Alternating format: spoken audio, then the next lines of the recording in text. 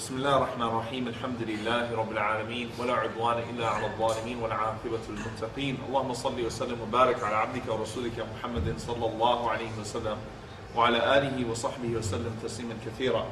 So I have a pretty difficult task. I'm supposed to tell you how to be a forgiving person in 25 minutes. So instead what I'll do inshallah is I'll just go ahead and I'll briefly talk about a few ayat in the Quran, and from that we can draw some of the benefits. Because subhanAllah, Al-Khatib al-Baghdadi, he said something very powerful, rahimahullah ta'ala. He said, if I was asked to speak for 5 hours on a subject, then I could do so with ease. But when I'm asked to convey a message in 5 minutes, then it's a lot harder. Why? Because, subhanAllah, these are really huge concepts, and that was the gift of the Prophet sallallahu alaihi wasallam. That with a few words, the Prophet sallallahu alaihi wasallam always drove the point home. So he did not have to lecture for a long time to get the point across the way that we do because of our weakness. But and obviously, this is what is so powerful about Al-Quran al-Kareem. In the Quran, you would find that one ayah, Allah subhanahu wa ta'ala would just mention a few words, and the tafsir, the explanation of that ayah, could go on and on and on and on for hours. So we'll just talk about 2 ayat. Allah subhanahu wa ta'ala says in Surah Ali Imran, in ayah number 132 or 133, وَسَارِعُوا إِلَى مَغْفِرَةٍ مِّن رَبِّكُمْ, and rush to the forgiveness of your Lord. وَجَنَّةٍ عَرْضُهَا السَّمَاوَاتُ وَالْأَرْضُ أُعِدَّتْ لِلْمُتَّقِينَ. Rush to the forgiveness of your Lord and to a paradise that is so vast, it encompasses the entire heavens and the earth. أُعِدَّتْ لِلْمُتَّقِينَ. It has been promised for those who are conscious of Allah subhanahu wa ta'ala, al-muttaqeen. Now Allah subhanahu wa ta'ala already gave the characteristic of al-muttaqeen, assigned the attribute of al-muttaqeen. And usually what we see happening in the Quran, Allah subhanahu wa ta'ala will mention either a praiseworthy characteristic or a praiseworthy trait, and then Allah subhanahu wa ta'ala will say al-ladina, and He will give the description. So al-ladina, those who, right? So قَدْ أَفْلَحَ الْمُؤْمِنُونَ الَّذِينَ هُمْ فِي صَلَاتِهِمْ خَاشِعُونَ, right? Successful are the believers. Who are the believers? Allah subhanahu wa ta'ala will start mentioning their characteristics. وَعِبَادُ الرَّحْمَنِ, and the servants of Ar-Rahman. الَّذِينَ يَمْشُونَ عَلَى الْأَرْضِ هَوْنًا وَإِذَا خَطَبَهُمُ الْجَاهِلُونَ قَالُوا سَلَامًا, and the servants of the most merciful. Those who walk lightly on this earth. And whenever they're given, whenever they are attacked by those who are ignorant, whenever people are constantly chastising them, they only respond with salam, with peace. Right? Al-Ladina. Every time you see Al-Ladina, something is special. But here we have Allah subhanahu wa ta'ala giving an attribute or a praiseworthy characteristic of muttaqeen, and giving a small description, and then Allah subhanahu wa ta'ala giving another characteristic of these people, saying they are the muhsineen. Why? Because Allah subhanahu wa ta'ala says, الَّذِينَ يُنْفِقُونَ فِي السَّرَّاءِ وَالضَّرَّاءِ وَالْكَاظِمِينَ الْغَيْظَ وَالْعَافِينَ عَنِ النَّاسِ وَاللَّهُ يُحِبُّ الْمُحْسِنِينَ. So who are the muttaqeen? Allah subhanahu wa ta'ala says, those who give charity, not just when times are good, not just in times of ease, but they even give charity in times of hardship. Right? وَالْكَاظِمِينَ الْغَيْظَ, those who swallow their anger, وَالْعَافِينَ عَنِ النَّاسِ, and those who are forgiving towards people. Then Allah subhanahu wa ta'ala gives another trait, assigns another trait to these people. وَاللَّهُ يُحِبُّ الْمُحْسِنِينَ, and Allah loves those who excel. So in these 3 descriptions that Allah subhanahu wa ta'ala has given to us, we know that if a person applies these 3 things, they could become from the muttaqeen, and they could become from the muhsineen. They could become from those who are conscious of Allah subhanahu wa ta'ala, and they could be from those who excel. Now, what is so special about these 3 people? Or what is so special about a person who is able to do these 3 things? Essentially, ihsan means what? Someone answer me. What does ihsan mean?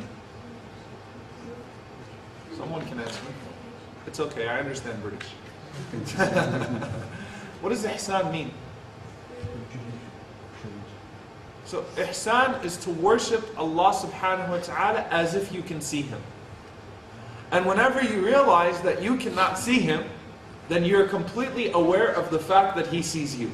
So you act in a different way, right? So essentially, ihsan is such a quality that a person always goes beyond what is expected of him to achieve the pleasure of Allah subhanahu wa ta'ala. He goes beyond what is expected of him from people to achieve the pleasure of Allah subhanahu wa ta'ala. So for example, whenever a person is wealthy, whenever a person has money, everybody expects him to give. Right? Whenever we do fundraisers and things of that sort, everybody looks for the doctors, everybody looks for those who have money, everybody looks for the big business owners. And sometimes even when you have celebrities and athletes and things of that sort, they always establish a charity foundation. Right? So when they're making millions and millions and millions of dollars or pounds, they give just a small portion. Why? Because that's expected of them. People expect that from you whenever you have a lot of money. But whenever you're poor, who expects you to give? Right? The only thing that would, no one goes into a fundraiser and starts looking for a janitor or starts looking for the guy who's cleaning up the tables after the fundraiser to say, hey, you need to give money. You need to give money to charity. You should think about your hereafter. Everyone says, no, he's poor, leave him alone. But that person, out of his love for Allah subhanahu wa ta'ala, would bring himself to give even whenever he's in poverty and hardship. Why? Because he's not concerned with the standards of people around him. He's concerned with how Allah subhanahu wa ta'ala holds him. So he's concerned with his rank in the sight of Allah subhanahu wa ta'ala. So he knows that even if I've got only $5 or 5 pounds and I give one away for the sake of Allah, then that would be enough. Or that would be something that Allah subhanahu wa ta'ala would look favorably upon. So although no one is expecting that from him, he does it anyway. And that's why the Prophet ﷺ said that the reward, the virtue of 1 dirham given for the sake of Allah subhanahu wa ta'ala has surpassed 100,000. So the companion said, how could the reward of 1 be greater than 100,000? Because the Prophet ﷺ, he said that the one who gave one dirham was someone who was poor. He didn't have any, he had barely anything. So imagine someone with $2 or 2 dirhams and he gives 1 away. Right? So that shows that takes a lot of strength, whereas the one who gave 100,000 had 1,000,000, had alf, right? 1,000,000. It didn't really hurt him that much. It didn't hurt his pocket. He gave his spare change away. It's a big contribution, and the reward for it will be great. And I'm sure that all of us would be satisfied if we were in a fundraiser and someone raised his hand for 100,000. But in the sight of Allah, the one who gave 1 achieved more reward. Why? Because the one who gave 100,000 was expected to give something. But the one who gave 1 had nothing to gain from it except for elevation in the sight of who? In the sight of Allah subhanahu wa ta'ala. Now the next 2 are relevant to our topic. وَالْكَاظِمِينَ الْغَيْظَ, and those who swallow their anger. Subhanallah, it's one thing to not take out your anger upon people. It's one thing to not have a temper, right? But this isn't what Allah subhanahu wa ta'ala is saying. And it's one thing, to be kind when everyone else around you is kind and courteous. And unfortunately, that's how we usually take it. No one expects you to go out of this door and start yelling at somebody because you're having a bad day. Right? If somebody holds the door for you, if someone gives you a smile in the face, then you're expected to smile back. But here's the thing, when someone attacks you, or when someone insults you, if someone got up and was to say something about your mother right here, I think everyone in the room would expect you to retaliate. Everyone would expect you to express your anger. Why? Because, subhanAllah, those are our standards. Right? But al-kadhimin al-ghayz means someone who literally swallows his anger completely. It's one thing to not say anything, but you have this look on your face. Or you're rolling your eyes. Right? Or I don't know if you're clenching your fist. I don't know if people do that anymore. I think you do that when you're like 80 years old and you've got nothing else. But, it's one thing to not say anything, but to express anger in your actions. But Allah subhanahu wa ta'ala is saying, someone who has ihsan, he swallows his anger completely. You look at the Prophet sallallahu alaihi wasallam. When he was walking with Aisha radiallahu ta'ala anha, there was a group of people in Medina. They used to insult the Prophet ﷺ, but indirectly. They would say to the Prophet ﷺ, Assalamu alaikum. Assalamu alaikum. When we say Assalamu alaikum really quick to each other, Assalamu alaikum. Assalamu alaikum means may the curse of Allah be upon you. Right? Assalamu alaikum means may the peace of Allah be upon you. So this group of people in Medina, when they would say Assalamu alaikum, They were actually saying to the Prophet ﷺ, may Allah curse you. And the Prophet ﷺ understood that. And Aisha radiallahu anha understood that. So Prophet ﷺ is walking, and these people always say, Assalamu alaikum. And the Prophet ﷺ goes, Wa alaikum. He smiles and he says simply, and upon you. Right? So if you said as-salam, then may it be upon you. And if you know, and it was accidental that you quickly said salam and it sounded like salam, then may it be upon you. And if you said curse, may it be upon you. Right? Aisha radiallahu anha, she couldn't tolerate this. So whenever this group of people said to the Prophet sallallahu alaihi wasallam, Assalamu alaikum, right? Aisha radiallahu ta'ala anha, she answered, Wa alaykum as-salam, wa la'natullah, wa ghadab. And may the curse of Allah subhanahu wa ta'ala be upon you, and the damnation of Allah, and His anger. And the Prophet ﷺ says, whoa, hold on Aisha, why are you doing that? She said, Ya Rasulullah, they're not saying salam to you, they're cursing you. And the Prophet ﷺ said, didn't you hear what I responded with? I simply said, wa alaykum, and upon you. And the Prophet ﷺ said some very beautiful words to Aisha radiallahu ta'ala anha. He said, Inna Allah yuhibbu rifq fil amri kulli. That Allah subhanahu wa ta'ala loves gentleness in all of your affairs. He always loves gentleness. And so if someone is insulting you and attacking you, Allah subhanahu wa ta'ala loves that you express gentleness. And as the brother was reading, and he didn't complete, but in the end of the ayah, idfa' billati hiya ahsan. فَإِذَا الَّذِي بَيْنَكَ وَبَيْنَهُ عَدَاوَةٌ كَأَنَّهُ وَلِيٌّ حَمِيمٌ. Always repel evil with good, and you would find that your greatest enemy, your most stern enemy, will turn into your wali, your protective friend, your hamim, someone who always accompanies you, your shadow. Why? Because you demonstrated good manners, right? Now, we don't have to do that. Society does not expect us to let those things go. But if you have the quality of ihsan and you're searching for the pleasure of Allah subhanahu wa ta'ala, and your interest is being elevated in the sight of Allah subhanahu wa ta'ala, then who cares about society standards? I'm going to do it anyway, right? And Rasulullah sallallahu alaihi wasallam was the one who tolerated the most insults. Once he was sitting with Abu Bakr as-Siddiq radiallahu ta'ala anhu. We know Abu Bakr was a very gentle man. And Abu Bakr would not stand up for himself, but if he saw the Prophet sallallahu alaihi wasallam being insulted, then that drove him insane, subhanAllah. So he's sitting with the Prophet ﷺ, and some people are coming and verbally assaulting the Prophet ﷺ and Abu Bakr. And the Prophet ﷺ is sitting there looking at them and smiling. He's not saying anything. Until Abu Bakr radiallahu ta'ala anhu stands up and he starts to talk back to them. As soon as Abu Bakr stands up, the Prophet ﷺ leaves. And Abu Bakr became, he was worried, so he went to the Prophet ﷺ. He said, Ya Rasulullah, what did you leave? Did I say something wrong? He said, no. The Prophet ﷺ said, but whenever we were being attacked, when they were speaking that way, the angels were there responding to them. And whenever you responded, the angels left, so I decided to leave too. SubhanAllah. Whose pleasure are you seeking? Who do you look for? And which standards do you seek to fulfill? So SubhanAllah, this is the second one. وَالْكَاظِمِينَ الْغَيْظَ. They swallow their anger completely. They swallow their anger. Then the third one, which is the main point of the topic, وَالْعَافِينَ عَنِ النَّاسِ. On top of just swallowing their anger, sometimes when someone is insulting you or someone does something wrong to you, you're not in a position to defend yourself. So you smile in their face, and inside yourself you're grinning and you're thinking to yourself, when I get my chance, you wait till I'm in a position of power, inshallah. Thank you. Then you go home and you start plotting and planning and things of that sort. And you start wishing, one day I'll get my revenge on that person. Right? But here, to pardon people, those who pardon people, not those who pardon people who didn't do anything to them in the first place, or not those who pardon people that are in a position of power, or that are above you, so it really doesn't matter if you pardon them. It's like, subhanAllah, whenever you're sitting around and there's a person in office or in government, you say, I forgive that person. Yeah, it's easy if you forgive him now. But what if the roles changed? What if you were in a different situation, he was in a different situation, and that person is now under your control?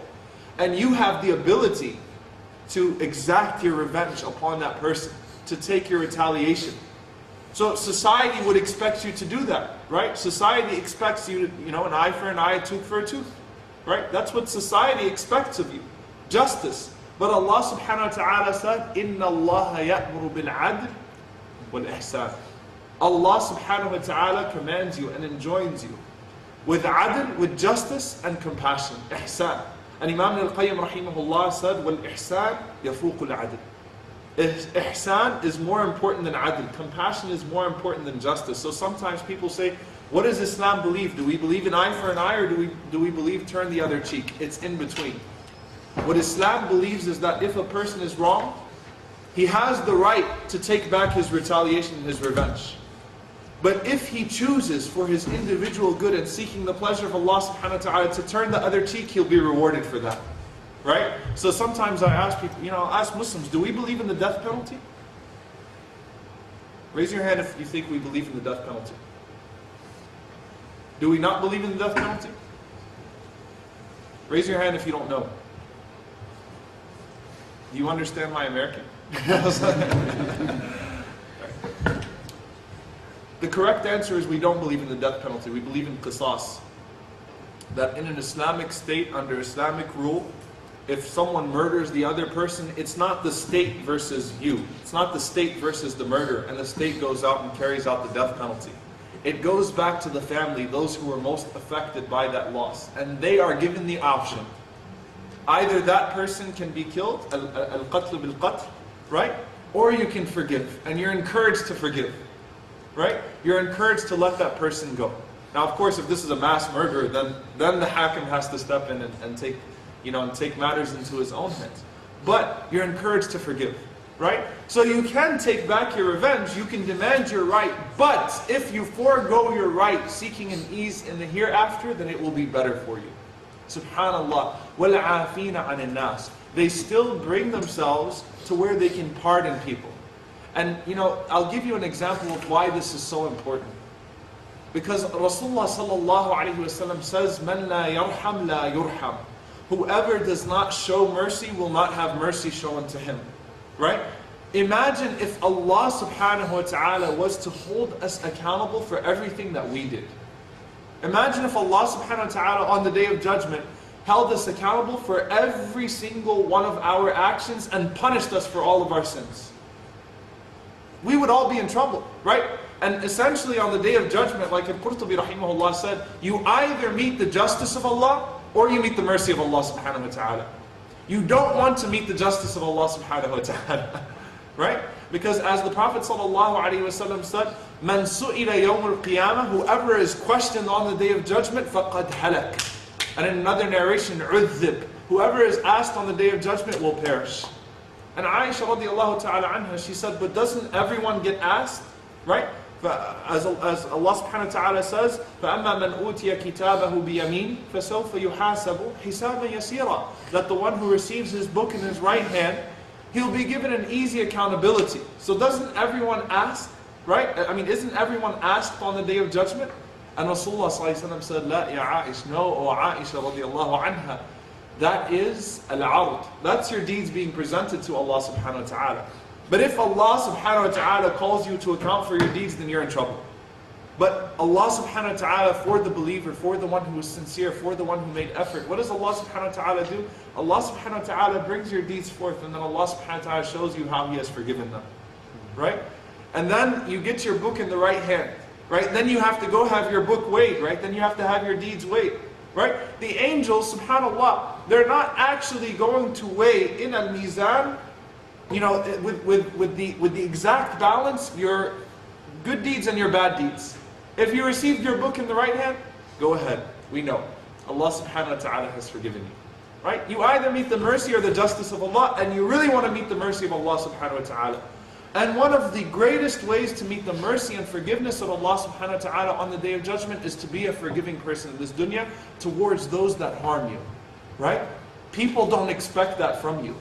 But you should have that expectation of yourself because you're seeking ihsan. And I'll give you an example from the life of Abu Bakr as-Siddiq radiallahu ta'ala anhu. The Prophet sallallahu alayhi wa sallam, the worst thing that could happen to him sallallahu alayhi wa sallam, and that happened to his family, is when Aisha radiallahu anha was slandered and accused of zina, accused of committing adultery.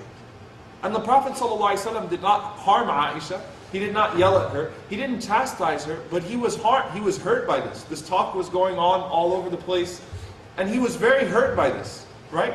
Those who spread this rumor, those who were spreading the slander, and we know how juicy talk can get, right? Aisha radiallahu ta'ala anha was left behind, in an expedition when they were coming back, and so she was brought back by Safwan radiallahu ta'ala anha.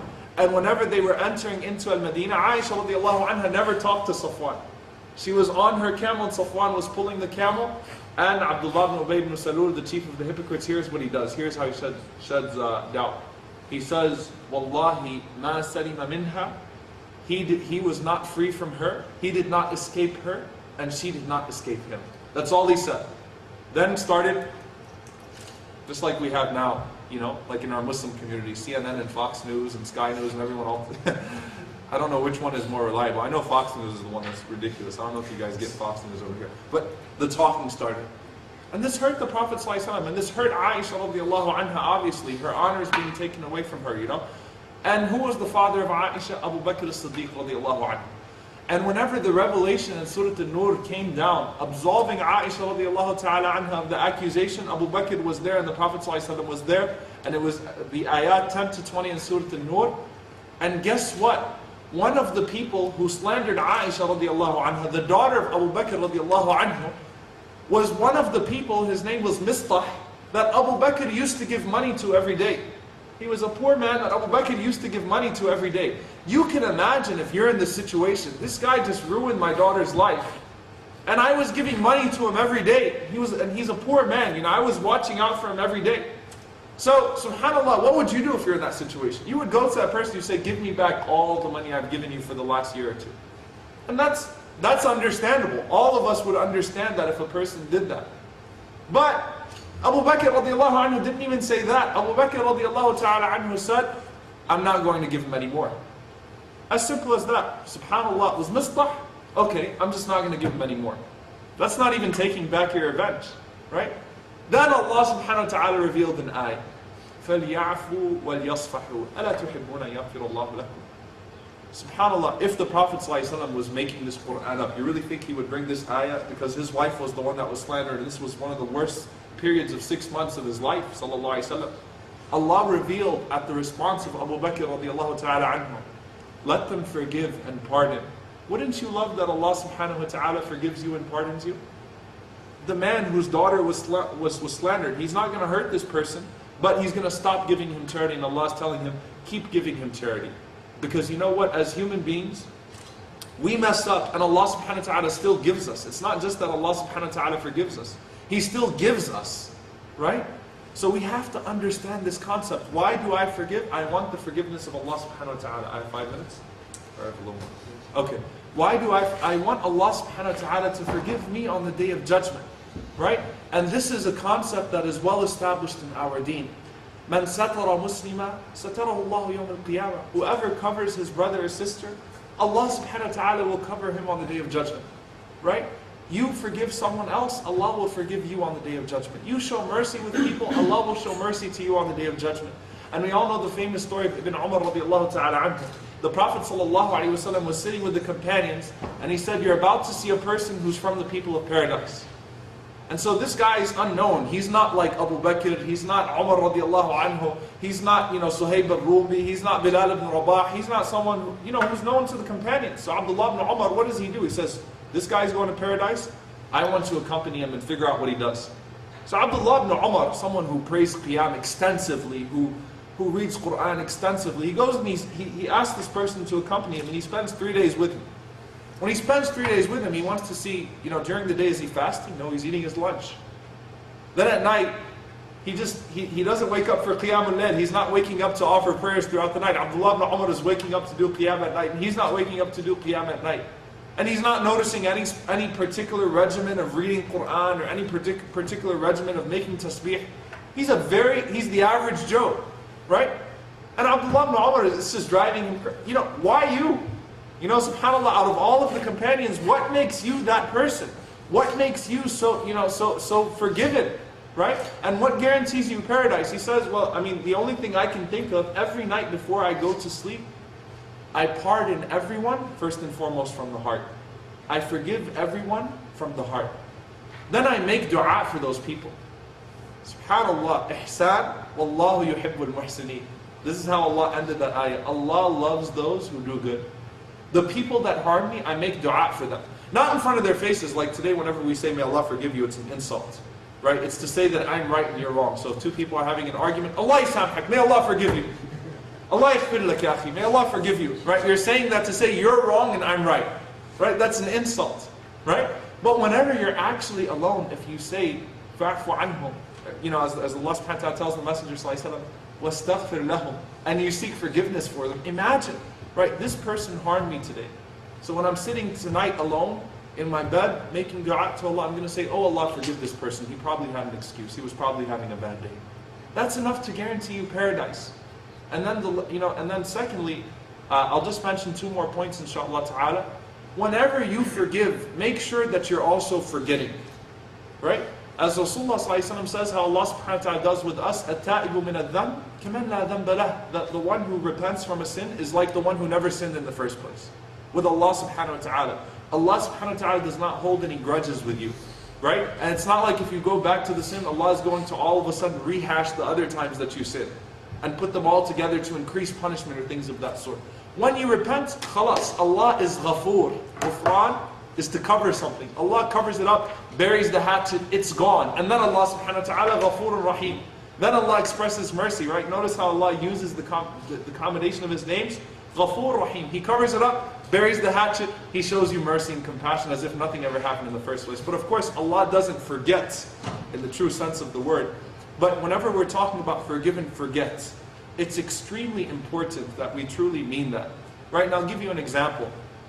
Let's say that, it's this typical example that you see in Hollywood, right? The corruption that we Americans sent to you guys, right?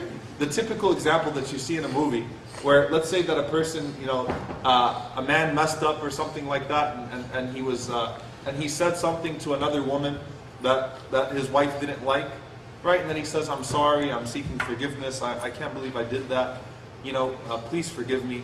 And even if he's sincere, usually he's not sincere in Hollywood, but even if he's sincere, right?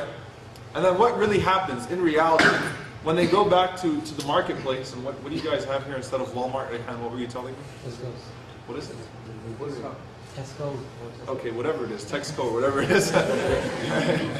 The point is that you go to the grocery store and you're at the register, and if it's a woman there, right? And he just smiles at the woman, and she's going to turn around and hit him with her purse, right? How dare you? Why are you looking at her like that? Why are you talking? Meaning what? It's still in her memory. Right? Or if two brothers have a fight, an argument, and someone really changes himself and he says, I'm sorry, please forgive me. And then you say, don't worry about it, man, it's over. And then the minute that he even shows, a hint of returning back to that behavior, I knew you never changed. I knew you were the same person. Right? But Yusuf alayhi salam, Allah subhanahu wa ta'ala mentions to us Yusuf alayhi salam, whose brothers actually sought out to end his life.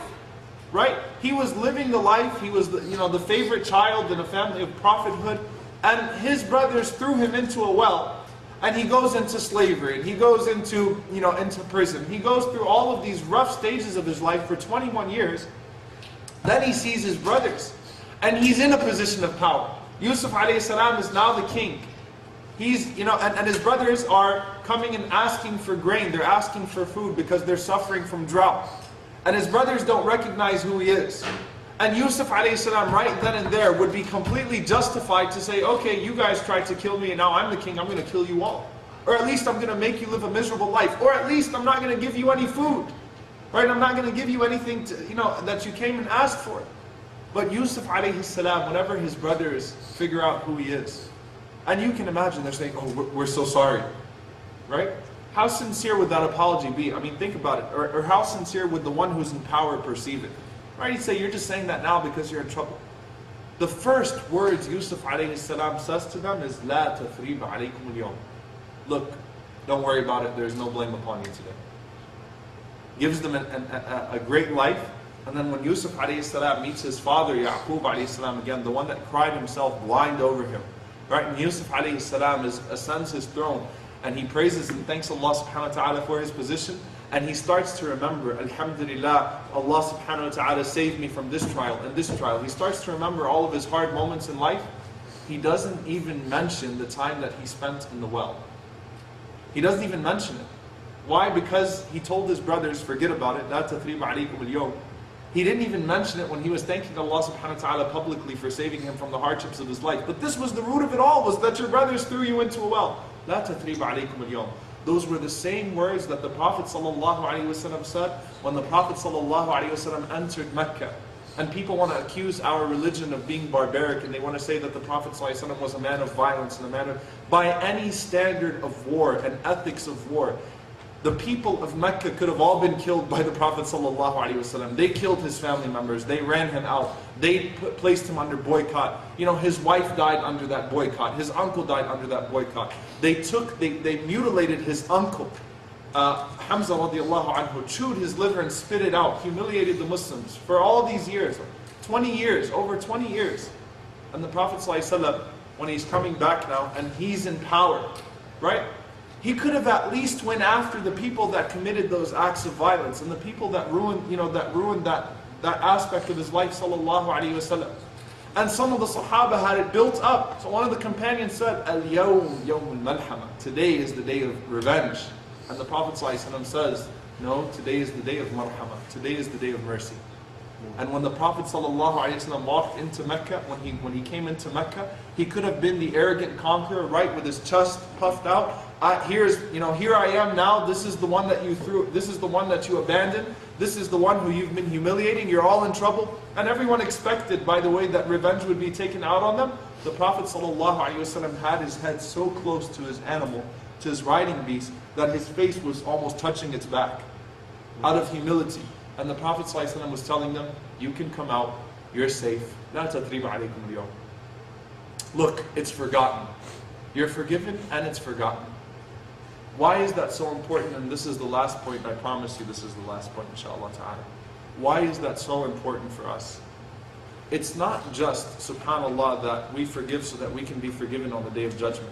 You know, I was reading in the Pittsburgh Medical Journal, I remember this, the benefits of forgiveness in a person's life, in terms of his dunya, in terms of his worldly life, right? So medically speaking, you have lower blood pressure. Medically speaking, you have a better heart rate. Medically speaking, you have a longer lifespan. Medically speaking, statistically, they actually prove that a person who has a forgiving mentality, or someone who lets things go a lot, is more likely to be involved in volunteerism and charity and things of that sort. So you're able to do good, right? Because you're not bitter. Is able to still have good relationships with other people because the bitterness is not carrying over to other relationships. So there's benefit in this world. But for your spirituality, your heart, as Imam al-Qayyim rahimahullah said, is a space. You fill your heart with as much love and hate as you want to. But the more hate you put in it, or the more love of anything else other than your Lord, the less capacity there will be to love your Lord. Right? And that's why there's a very, very powerful statement. To hold a grudge is like drinking poison and waiting for the other person to die. You're only hurting yourself when you hold grudges. You're only hurting yourself when you don't forgive other people. Because by letting that, stay around in your heart, by holding those grudges, by holding that hate, you're not allowing yourself to focus on what? Your own spiritual progression, your own love for Allah subhanahu wa ta'ala, your own pursuit of mercy. So do not let the hate for someone else derail you, because at the end of the day, you're actually allowing that person to have victory. And don't think, well, I don't want to forgive someone, and then it comes back, it comes back to haunt me later on in life. And as one of the Salaf said, he said that I would rather regret forgiving someone than regret not forgiving someone. Right? Regret letting a grudge hold on, and then that person dies while we had a grudge, and then the hurt continues because I should have forgiven him, I should have made things better, that's my wife, that's my father, that's my mother, that's my son, that's my brother, that was my best friend, right? The hurt there and the hurt on your spirituality, this all affects your heart. So let it go for your own good. And we ask Allah subhanahu wa ta'ala to make us a forgiving people, inshaAllah ta'ala. We ask Allah subhanahu wa ta'ala to make us a people of mercy, and we ask Allah subhanahu wa ta'ala to make us a people worthy of His mercy and forgiveness and compassion. Allahumma ameen. Jazakumullahu khairan.